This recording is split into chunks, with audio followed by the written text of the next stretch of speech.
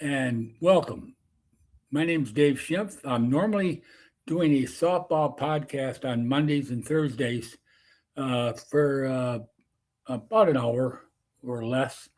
But I decided last week, every Wednesday, I was going to take my time, use my time, I should say, and talk about our 250th anniversary of our country this year and the importance of what occurred 250 years ago in 1776, which was basically when we declared our independence from Great Britain and King George, called the Declaration of Independence.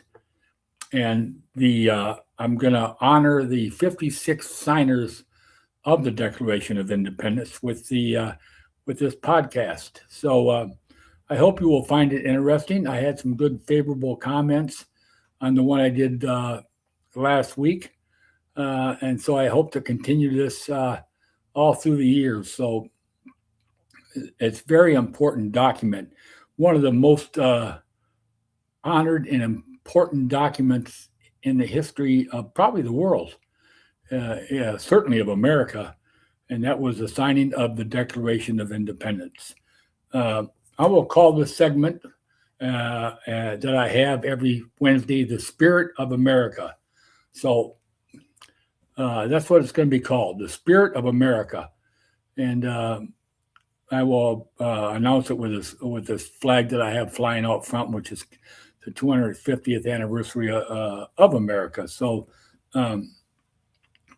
very, very important year coming up where we have all kinds of, we're going to have fireworks probably that's going to be unbelievable, but all across the country, because this is very important. I was fortunate to be around in 1976 when we celebrated the 200th anniversary of America, and that was really something. So this should be even more so. But without further ado, let's talk a little bit of what. Oops, let me get rid of something here that popped up on my screen. Unfortunately, I don't know how this happened, but it did.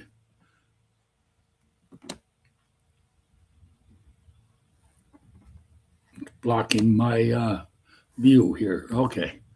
So anyway, of what all occurred leading up to 1776, and that was decades prior. King George ruled with an iron fist. He really did. He wanted the colonies, which were already starting to assert their so-called independence. He wanted to keep an iron fist on them. So what he did was he appointed some royal governors of the colonies back in probably about 10 years prior, if not before that. And they were told to basically stop all uprisings. And the colonies, the farmers and the lawyers or whoever was out there at the time, they had their weapons. They had quite a few weapons, in fact, and so they weren't about to give them up. So they knew the importance of having weapons in order to stop King George. But that's coming down the road more. But they wanted to stop the rebellious spirit of the Americans. Okay, they were called Americans back then, even. And the enactment of the Stamp Act in 1765 was what basically really got things rolling. The Stamp Act was a stamp that was put on tea. Okay, it was a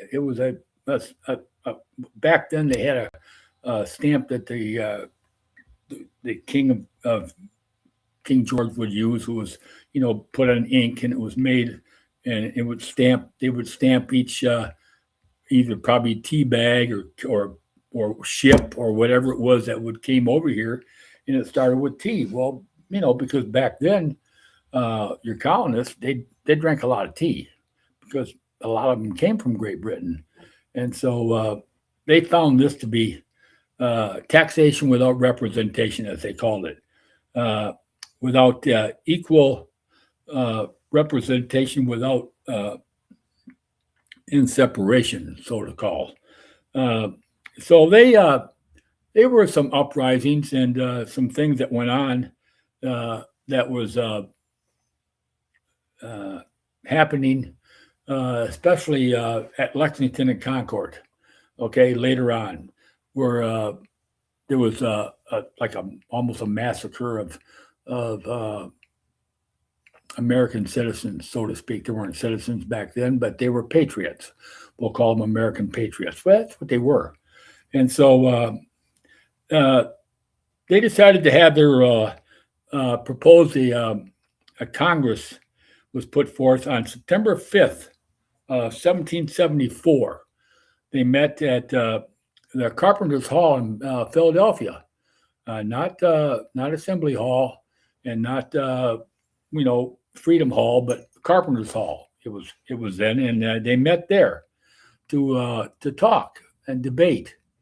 And strange as it was, as what it was really formed for was never brought up, and that was independence. Not even a whisper. Nobody even whispered about independence. They were basically talking about staying loyal to the British. Okay, they wanted to stay loyal. They didn't want any kind of unruliness and killing and other things that were going, beatings of patriots and anything that was going on by the soldiers in in the colonies, especially in Boston. So Boston was taken over basically by the British, and it was it was it was tough, and they didn't want to give up any freedoms they had there, and their freedoms were basically taken away daily almost. So, but they didn't want to talk about independence in this meeting in this first Congress. They wanted to talk about staying loyal. And when the Congress when it ended, they realized then that what should have happened and what should have been talked about didn't happen. And so another Congress was formed on May of 1775. Okay, 1775, Congress was, uh, and this Congress talked more of the possibility of independence. And it was the General Council got involved. Many debates were done and but they still kind of kept independence kind of a, let's not really bring it out into the open too much, because they were still under British rule. Basically, there wasn't much they can do, and the soldiers still had a lot of control. So not a word was really whispered yet. So it was kind of still not talked about too much. But Washington was appointed, General George Washington, who was a hero of the French and Indian War. He was appointed commander in chief of the Boston Army. Okay, and yet they still didn't talk about independence. They did this act, which was basically a treasonous act, and yet they still didn't talk about independence. But they armed. They wanted their rights bestowed by the British Constitution. They were willing to lay down whatever they needed to do to show that they vowed still to the British. But they sent delegates, and Benjamin Franklin was one of the delegates that would go back and forth between London and Boston. He would travel back and forth and try to convince King George that what was going on wasn't just, it wasn't fair. And so as these were going on, the petitions were unheeded. Every petition that Ben Franklin laid out went unheeded. So it fell on deaf ears. And so as it went on and on, they realized now, okay, our backs were in a corner. We've got to do something. And so hope for reconciliation faded away in 1776. And in June of that year, Richard Henry Lee of Virginia offered a resolution in the General Congress declaring all delegates, all allegiance of the colonies to the British Crown had to come to an end. All allegiance to the British Crown would have to come to an end. There you go. That was the first strike for liberty right there when Henry Lee said that and proposed it. The proposition was soon appointed a committee to draft a resolution of independence. Now, this committee of five was Thomas Jefferson, John Adams, Benjamin Franklin, Roger Sherman, and Richard Livingston. They were the committee of five that were supposed to bring forth wording that would declare our independence. All right. Now this was done. The draft was written by Thomas Jefferson. Some of the best writings you're ever going to see. The cursive writing was unbelievable. Okay, and it was submitted, and then it was debated by Ben Franklin and John Adams. They sat down with and debated this back and forth between the two of them about what changes and what amendments needed to be made to this Declaration of Independence as it was being drawn up. And finally, it was laid upon the table, okay, and was submitted on the 28th of June. It was submitted. Okay, this is when the document was submitted to the delegates. And it was taken up by the committee of the whole, and several amendments were also made from the states, the 9 states that voted for independence. 9 of the 13 colonies voted for independence, not all of them. So the assemblies of Maryland and Philadelphia refused to, Pennsylvania. Maryland and Pennsylvania refused. Now think about this. They're holding the convention in Philadelphia, in Pennsylvania, and yet Pennsylvania's refusing to go along with it, okay? But because they had a majority, they were able to have a vote. So they had 9 of the 13, a majority, and they were able to bring it to a vote.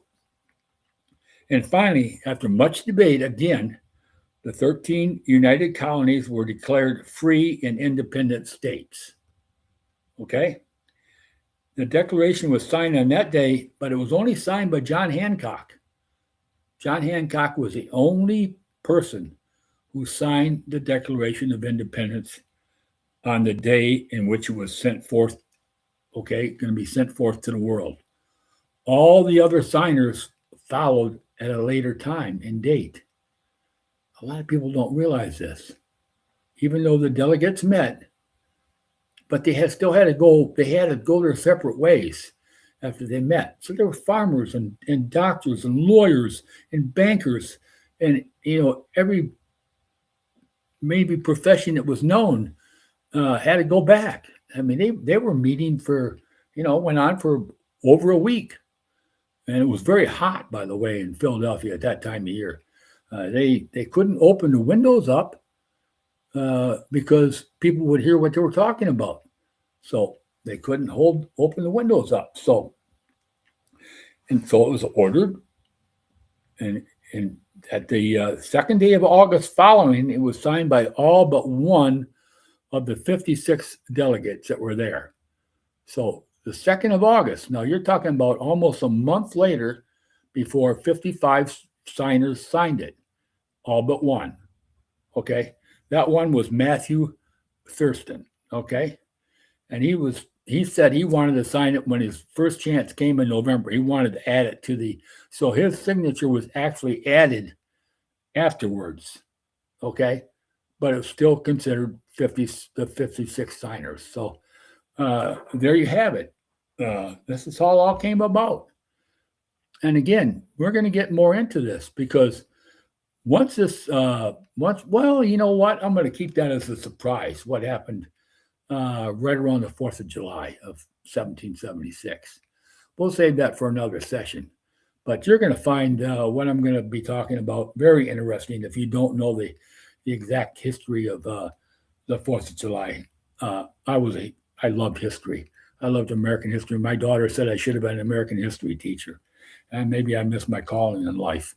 But the the spirit of America finally came through, and Patriots of America uh, came through in more ways than you can imagine.